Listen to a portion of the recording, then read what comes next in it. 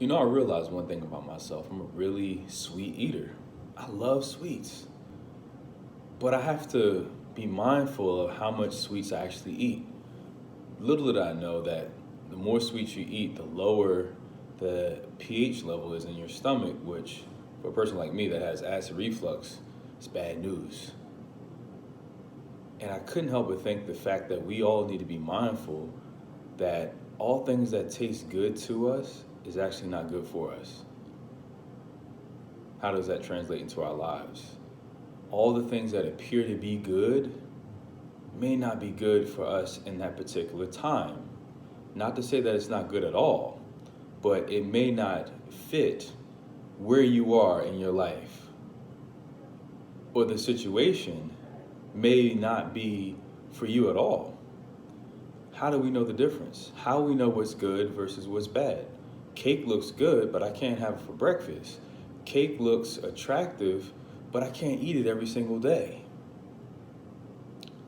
It takes a lot for us to really get to know ourselves. It takes a lot for us to really understand that our diet is important to us. Our diet is what propels us throughout the day.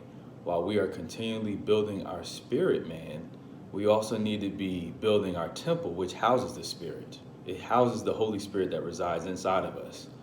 So this rental, as I like to call it, because from dust we've come, to dust we shall return. This whole like flesh piece here, it is our rental, because we actually have to return back to dust that we've actually come from. So what are we doing to preserve that? What are we doing to keep it at an optimal level?